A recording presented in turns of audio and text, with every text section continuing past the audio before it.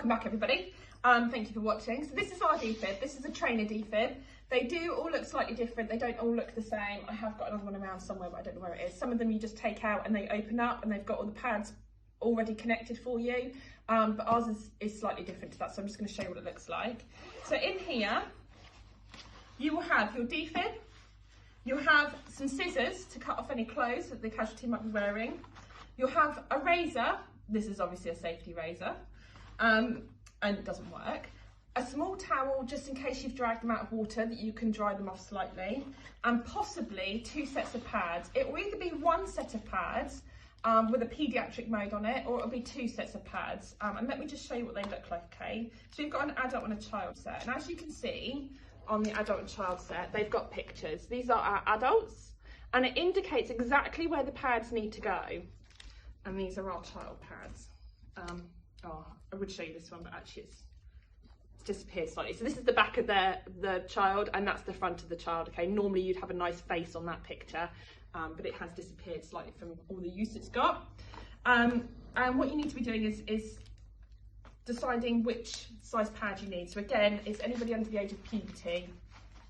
You need to make sure you have enough distance between each pad for it to go out the pad, through the heart, out the heart, into the next pad, okay?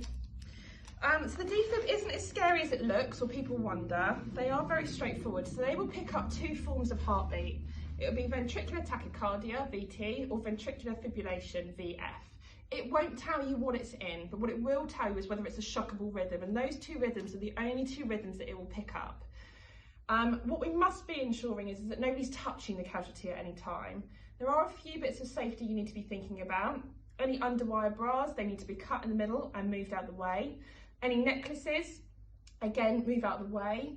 Any pacemakers, most pacemakers are on the left-hand side of the chest, just underneath the collarbone. If there is one there, please don't assume that it's working. It's obviously not if your casualty is non-breathing. Occasionally they get broken and they get moved to the right-hand side of the casualty. And if that is the case, you just want to place the pad slightly underneath, because obviously you don't want to put it on top. GNT patches, any HRT patches, anything like that that's on the back of the shoulders, just whip them off. And any hair, what you want to do is just give them a quick shave, okay? You're going to make sure that contact's really, really good. They are very, very sticky, these guys, but you want to make sure it's got the best contact possible.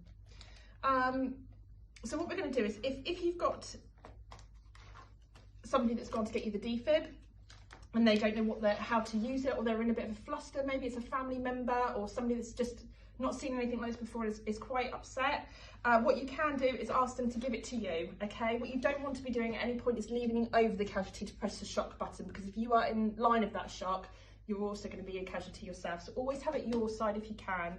Be mindful that these mannequins, even though they're fantastic bits of kit, they don't have any arms and legs and any moving parts. So you want to make sure that any moving part is not close to you. So we're going to open up the DeFib, we're going to take it out, and we're going to turn it on. What you must do is make sure your pads are out and on your casualty before you put them in the DeFib, if it's one that you have to manually link up, okay? As soon as you link this up and you've plugged it in, it's going to start picking up what sort of heart rhythm it's working with.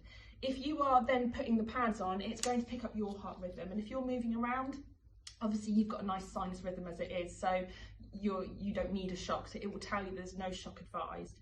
So always make sure you place the pads on first. So as you can see here, if I turn it on first, I'll tell you what I'm doing.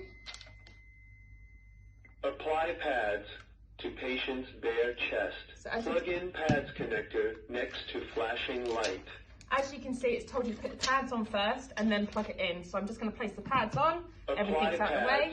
Plug in connector. Again, once you plug this in, you want to make sure that nobody's near the patient, okay? So make sure everybody stands back, and then you plug it in, okay? Everybody's back. It's analysing the heart rhythm. Do not touch the patient. We mustn't touch the patient. Shock advised. Charging. Stay clear of patient. Deliver shock now. So it's picked up a rhythm that needs to be shocked. Now. So again, before you press this orange button and shock the patient, you want to make sure that everybody is clear, okay? So please stand back, I'm going to shock. Shock now. And I press that shock button and it's been delivered. Begin CPR.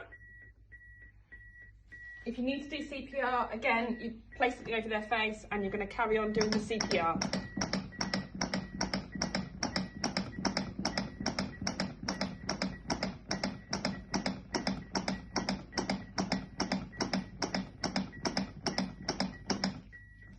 Okay, so you'd carry on doing that. This works for 2 minutes. After 2 minutes, if your casualty still needs the CPR or analysing, it will tell you so, okay? It will analyse the heart.